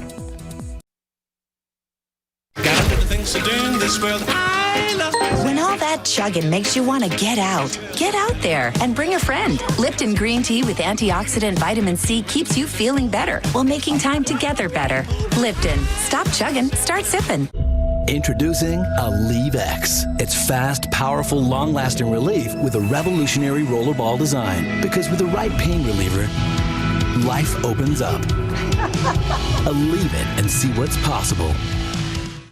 People today, they could spend half their lives over 50. I get used to this. So that's good. Make sure your happiness lives as long as you do. That's why the younger you are, the more you need AARP. Join today. I've never slept like this before. We gave Nuzequel Pure Z's Restorative Herbal Sleep to people who are tired of being tired. What is even in this? Clinically studied plant-based ingredients, passion flower, valerian root, and hops. Nuzequel Pure Z's Restorative Herbal Sleep. Lawmakers looking to hold social media companies accountable for health misinformation. Senate Democrats introduced a bill that would strip companies like Facebook and Twitter of their liability protections if their sites spread inaccurate statements about public health emergencies. Ford and Lyft are planning to launch a fleet of self-driving cars in Miami by the end of the year, and the carmaker and ride-sharing app plan to expand to Austin next year. They will roll out 1,000 autonomous vehicles in multiple cities over the next 5 years. Mercedes-Benz says it's going all in on electric. The company says it hopes to meet the goal by 2030, where market conditions allow. It's planning to build 8 battery plants to take on the increased production, including at least one right here in the United States. And time now is 6:25, and it's about 77 degrees out there. Investigators trying to figure out the details behind an overnight stabbing on San Antonio's west side. Katrina Weber will be joining us live with the latest. A man stabbed here on the west side overnight. He told police that it was by someone who accused him of stealing a gun. I'm Katrina Weber. I'll tell you more about it. A man is dead this morning after he was hit by a truck overnight. We have the details on the deadly crash. The NFL sending word they will not be messing around when it comes to coronavirus this season. We're going to explain. Have you enjoyed the showers and storms of late? Mike says the trend is taking a bit of a turn. Morning clouds and the sun is up. Good morning, everybody. We made it to Friday. It is the 23rd. Happy Friday. Thanks for joining us. We are looking forward to some warmer temperatures this weekend. Yeah, my husband has a game on Saturday, tomorrow, at about 11:30 in the morning. I'm like, it's going to be hot. Soccer? No, it's Gaelic, like Irish football. Oh, okay. So that'll be interesting too. Still, he's going to be out there running around in the heat and humidity. Yes. It's going to be very, obviously better in the morning than in the afternoon, but the humidity, make sure lots of water. I mean, hydrate. That's the whole big thing. And, the experts say don't wait until you get thirsty. You got to keep going, constantly hydrate yourself, basically. It is brightening up a little bit. Notice the haze off there in the distance with all the humidity in the air. We did have some mist earlier, and I keep mentioning that just to keep in the back of your mind that there may be a couple of damp spots still on the road. 78 right now, and this number is about 5 degrees up from where it was yesterday. Dew points at 75, which means, yep, it's a steam bath when you step outside. Visibility is good in and around town. A couple of hints of fog here and there, but go up toward Austin and then off toward LaGrange, and we do have some thicker fog there. So just kind of keep an eye out. It's 5 miles visibility right now at Pleasanton. And a little just to the west of Eagle Pass, a couple of spots here and there. Mold is on the high side. Updated count's going to come out in probably within the hour. Some fog, mist. There were a couple of sprinkles showing up on radar earlier this morning. I don't see any sprinkles right now. But again, if there's some moisture in the atmosphere because of all this humidity. Mostly sunny skies, humid today. So it'll feel like temperatures will be in the low 90s, but it's going to feel like upper 90s and low hundreds. Mostly sunny, and thermometers get up to the mid 90s, closer to normal readings over the weekend and going into next week. There's a little tiny glimmer of hope for some rain by the middle part of next week. Details in just a couple of minutes. Traffic authorities, Stephen Cavazos.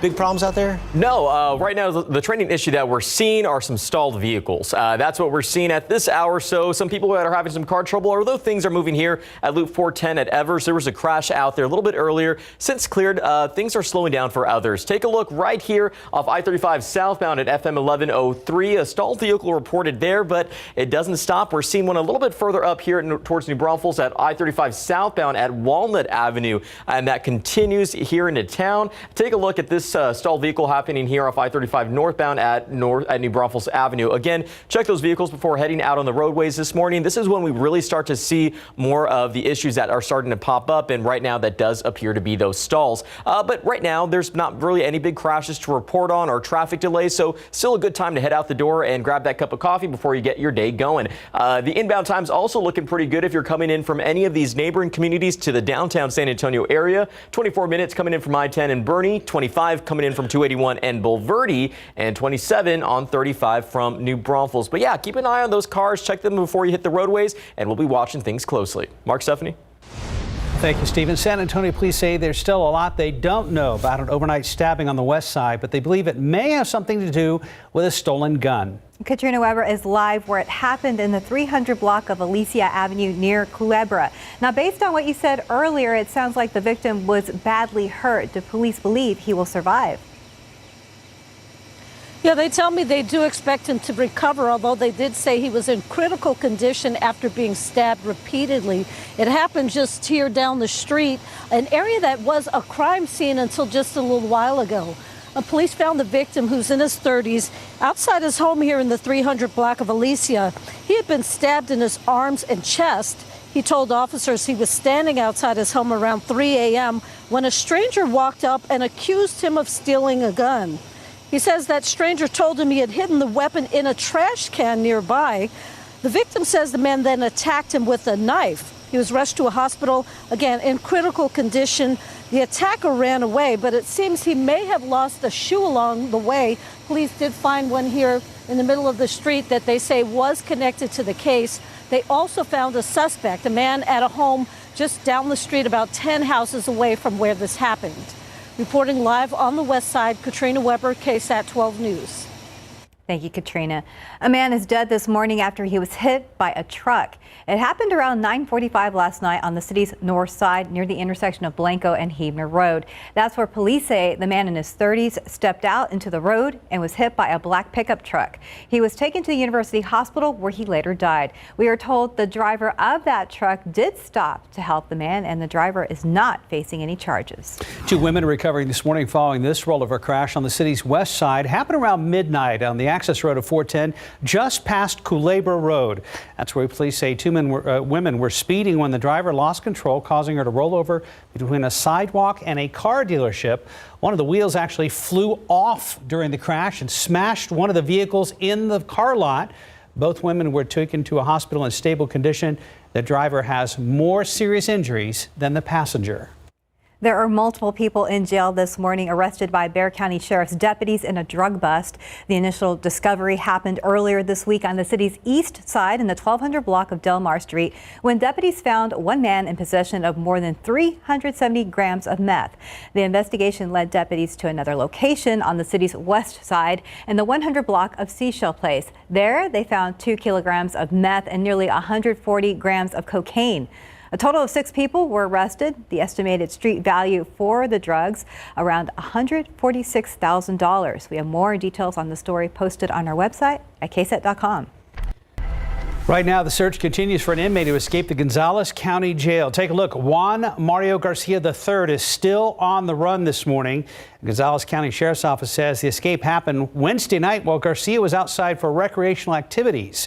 He managed to jump a fence and got away. If you have any information, jot this number down. The Greater Gonzales Crime Stoppers at 1-830-672-8477. Law enforcement in Texas beginning to arrest migrants on trespassing charges along the U.S.-Mexico border. Authorities say since yesterday, at least 10 people have been jailed so far, and more are expected in the coming weeks. The arrests are part of Governor Greg Abbott's actions that he says are needed to slow the number of border crossings. He has also said he would continue building former President Donald Trump's border wall and called on other governors to deploy law enforcement to the southern border. Should vaccinated people start wearing masks inside again? That's something the White House is considering. The CDC says the U.S. is averaging more than 40,000 new cases every day, but less than 58% of people 12 and up are fully vaccinated. Earlier this year, the CDC dropped its mask recommendation for people who are vaccinated, but now the White House is holding conversations on whether that guidance should be revisited. What's happening now is all the major scientific operations in this country and the 25-person group we put together are looking at all the possibilities of what's happening now. White House officials have repeatedly said it will be up to the CDC whether to change official government guidance. The NFL, on the other hand, making its new COVID-19 policy clear. Any outbreak among unvaccinated players or staff members will forfeit that week's game. Teams will be credited with a loss if the game cannot be rescheduled. And according to a memo sent out to all teams, if a game is postponed and cannot be rescheduled, players from both teams will not receive their scheduled salary. The memo also states the team with the outbreak will be responsible for any additional expenses incurred by the opposing team. The league saw an increase in COVID-19 vaccination rates this week. All 32 NFL teams are now above the 50% vaccine threshold. Opening ceremonies for the 2020 Summer Olympics in Tokyo are officially underway as we speak. These Olympics will be unlike any other. The executive director of the Games say there is no longer any scenario in which the Games could be canceled. ABC's Kenneth Moten has the latest. After a one-year delay, a current state of emergency here in Japan, and a surge in coronavirus cases, Tokyo 2020 is finally ready to say, let the Olympic Games officially begin. Tokyo 2020 kicking off its opening ceremony under unprecedented conditions. Japan's capital city under a state of emergency amid the pandemic. Tokyo hitting a 6-month high in COVID infections, nearly 2,000 daily cases. Officials say 110 people tied to these games, including athletes, have tested positive for COVID-19. Several positive cases in Olympic Village caused Team USA Gymnastics, including the most decorated and most watched gymnast Simone Biles, to move out and into a hotel to better control their safety. Extra added stress for the 11,000 athletes who have been told to follow strict COVID rules. In the past, a crowded parade of athletes have represented their respective countries during the opening ceremony. In Tokyo, that won't happen. Only 5,000 or 6,000 socially distant athletes are expected, with about 1,000 spectators in Olympic Stadium, including global leaders like First Lady Dr. Jill Biden, leading the U.S. diplomatic delegation. Organizers say the ceremony won't be flashy, but a solemn and sobering show as the world continues to recover from the ongoing pandemic. So many negative headlines casting a cloud over these Olympic Games, but it's likely the resiliency and extraordinary talent of the athletes that will shine brightly over the next 2 weeks. That's if Olympic and Japanese officials can control the surge in COVID cases. Kenneth Moten, ABC News, Tokyo. Back here at home at 6:40, about 77 degrees. And still ahead on GMSA, the chilling South Texas crime story. Farmers who forced kidnapped people into slavery. And welcome back at 6:43. It's a dark piece of history that still shakes people up nearly 40 years later. We're talking about the story of Texas ranchers who kidnapped their victims and forced them into slavery. We want to warn you, some of the details in this story may be gruesome. Our Erica Hernandez tells us about the Texas slave ranch in this latest edition of South Texas Crime Stories. Back in the 1980s, the community of Mountain Home, which is about 20 miles west of Kerrville, was making national headlines. That's after a 3,500-acre ranch raided by federal, state, and local officials revealed that kidnapping victims were being forced into labor there. Rancher Walter Wesley Elbrot Sr., his son Walter Jr., and former ranch worker Carlton Robert Caldwell made money by selling wood to businesses locally and in San Antonio. Things were going well until investigators got a tip that hitchhikers were being abducted on I-10 and lured to the ranch. They were often promised with things like meals and housing, but once they got there, they were enslaved. The victims were allegedly chained up, forced to do tasks on the property, and make wooden keychains for tourists, which were sold throughout the hill country. That is until one of the 6 victims, Travis Boyd, told investigators his life was spared by winning a coin toss. He said that they were tortured with cattle prods and chained in a barn at night. A witness, Sherry Hamilton, said she saw a torture session involving 27-year-old Anthony Bates. She says the farmers took turns shocking Bates with the cattle prod everywhere until he became too weak and died. Then his body was allegedly doused in gasoline and burned, his ashes put inside of a barrel and dumped into a river in February 1984. Law enforcement later found human bone fragments and audio tapes of alleged torture sessions during a raid. The ranchers were later arrested and charged with aggravated kidnapping and murder. The 1986 Texas slave ranch trial lasted for about 3 months. You could head to KSAT.com to find out how that trial ended. Erica Hernandez, KSAT 12 News. All right, on a lighter note, 6:45, about 77 degrees. Let's check back with Stephen Cavazos. Yeah, things are looking good right now, so that's really nice to see when we're getting our weekend started. You can take a look at these shots of TransGuide. Shows that we definitely have a few more folks out on the roads right now, and you can see the shot at I-10 at Pro-Bend. It's definitely picking up as we're getting ready to head off into the weekend, but for some people, we are seeing those stalled vehicles here and there.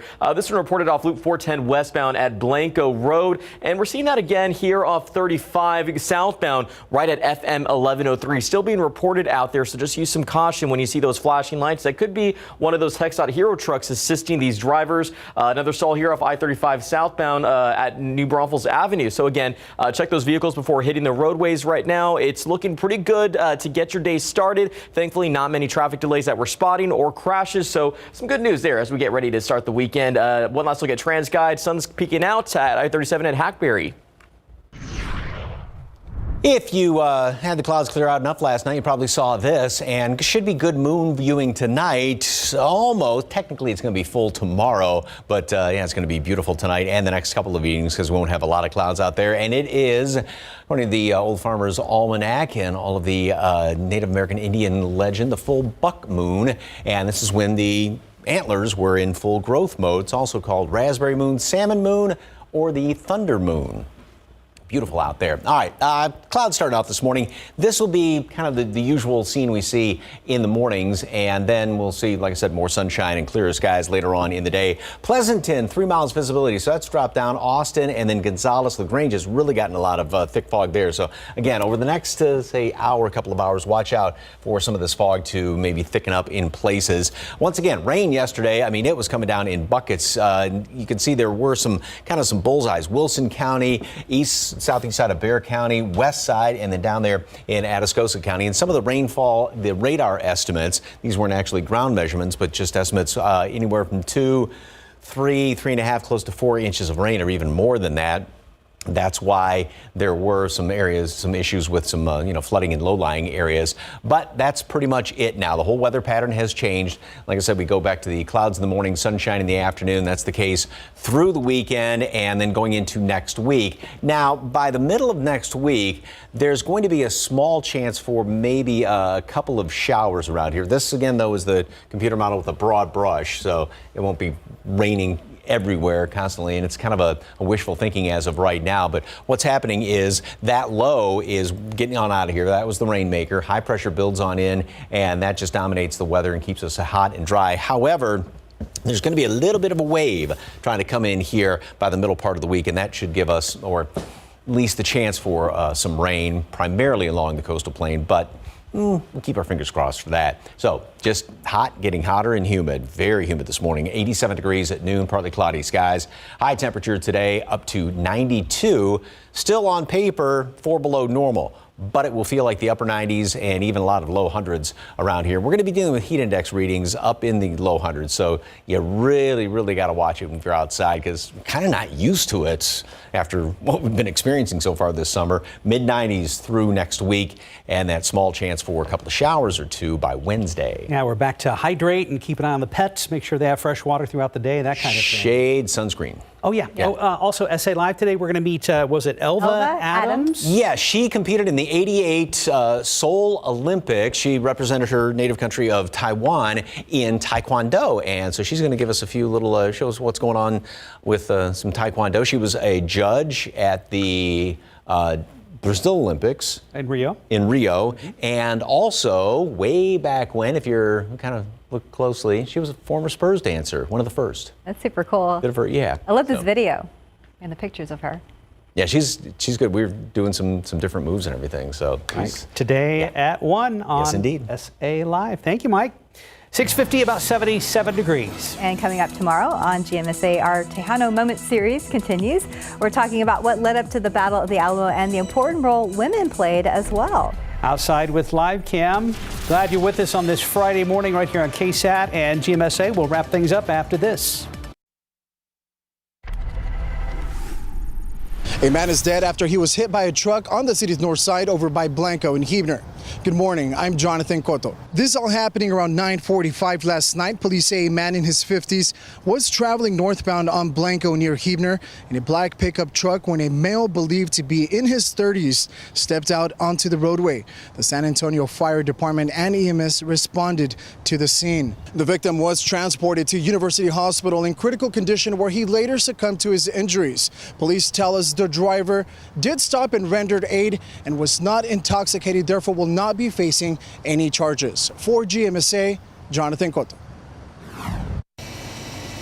He couldn't find his gun, so police say a man used a knife to attack someone. Good morning, I'm Katrina Weber. Police do have that suspect in custody. They say they found him soon after the crime, a few houses down from where it happened. They also found the victim here in the 300 block of Alicia. He was outside his home. Police say he had been stabbed repeatedly in his chest and arms. He told them he was attacked by a stranger who walked up to him around 3 this morning and accused him of stealing a gun that the suspect said he had hidden in a trash can nearby. The victim, who's in his 30s, was in critical condition when he was rushed to a hospital. The suspect ran off, but police quickly found him. They also found evidence here, including a shoe right in the middle of the street, and we saw them as they towed away a vehicle that somehow, it appeared, was connected to this case. Police say they are still investigating. Reporting from the west side, Katrina Weber, KSAT 12 News. Good morning, everyone. Stalls seem to be the issue right now on our roadways as we get ready to start this weekend. Take a look at this stall happening here off Loop 410 at San Pedro Avenue. Looks like there's 2 stalls happening out there right now, and not too far from there, we actually have a right here on Loop 410 westbound at Blanco Road. So within that area is where these stalls are being reported. We do have another one to talk about right here, but it looks like our system is picking it up as a crash off I-10 eastbound at East Houston Street. We will be watching that and see how that does impact that morning drive. Right now, our inbound times are looking pretty good if you're coming in from any of these areas into the downtown San Antonio area. Taking a look at TransGuide, be sure to check those vehicles before you hit the road, and a cup of water sounds better than a hot cup of coffee, Mike, right? Boy, ice water, lots of it, and a pool too. Anyway, we got lots of clouds this morning, and a little bit of fog is showing up down around Pleasanton, up by Austin and off to the east, so watch out for some of that. 77 degrees here in town right now, and we've got a lot of humidity out there. It is like a steam bath. 92 for a high, and plenty of humidity. It'll feel like the upper 90s and low hundreds, and even hotter this week. All right, it's been a great week. Thanks so much for watching. Yes, it has. Happy Friday. Have a great weekend, but we'll see you back here at 9.